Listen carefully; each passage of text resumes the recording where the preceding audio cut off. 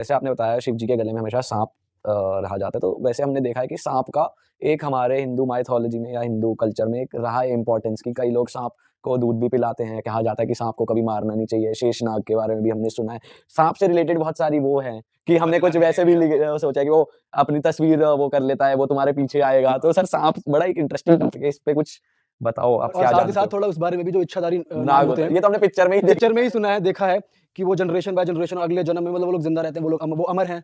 तो उस बारे में थोड़ा ओके, मैं इसको शुरू यहाँ से करता हूँ कि आपका पहला सवाल क्या था? सांप इन जनरल। तो आपको मैं फिर Bharat, this is incredible India. Bharat में एक गांव है, उसका नाम है शेतपाल। शेरपाल। शेतपाल शेतपाल। शेतपाल उस गांव का नाम है।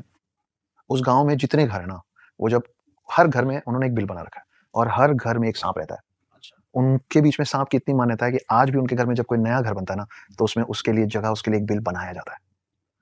आज तक उस गांव में किसी सांप ने किसी इंसान को और किसी इंसान ने किसी सांप को नुकसान नहीं पहुंचाया।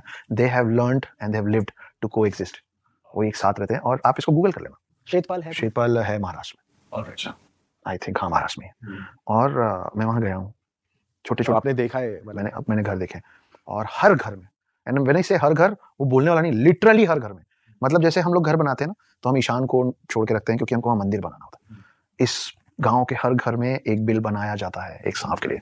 जब खाना बनता है तो सांप के लिए, जैसे आप एक डॉग पालते हैं तो you take care of that dog ना, कि भाई दूध रोज देना है, तो सांप का ख्याल रखा जाता है। तो वैसी कुछ कहानी है कि भाई हमारे साइड में ऐसा है और उसकी मान्यता भी वहीं से आती है, क्योंकि नाग एक ऐसी चीज है, नाग एक ऐसा जानवर है जो शिव जी के गले में है और विष्णु जी के साथ हमेशा रहता है।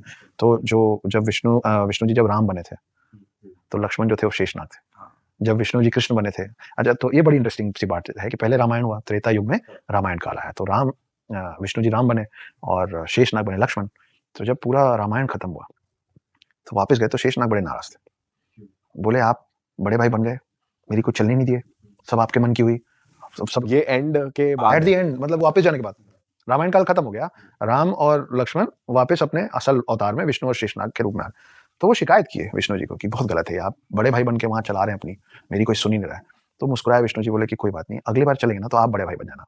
तो फिर जब कृष्ण बन के आए तो बड़े भाई बलराम थे, दाऊ, तो वो शेषनाग थे, है ना। तो ये दोनों में, शिव में, और हालांकि ये दोनों नाग अलग अलग है। शिव जी के जो गले में वो वासुकी है और विष्णु जी जिस पे विराजमान होते हैं, लेटते हैं, वो शेषनाग है। शेषनाग के पीछे और एक बहुत अच्छी इंटरेस्टिंग कहानी है।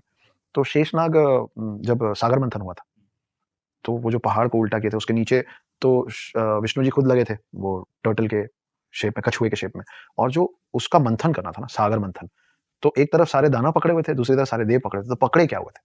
रस्सी नहीं थी, वो शेषनाग को पकड़े थे, वो शेषनाग को घुमा रहे थे। और शेषनाग को शेषनाग इसलिए कहते हैं क्योंकि हमारे में 4 युग होते हैं, सतयुग, त्रेता युग, द्वापर युग और कलयुग। आप मेरा हाथ जरूर देखिएगा कि सतयुग, त्रेता युग, द्वापर युग, कलयुग और फिर सतयुग। ये शेप बन रहा है डमरू का, और जब आप इसको बार बार चलाते जाएंगे ना, तो ये शेप बन जाएगा इन्फिनिटी का, है ना।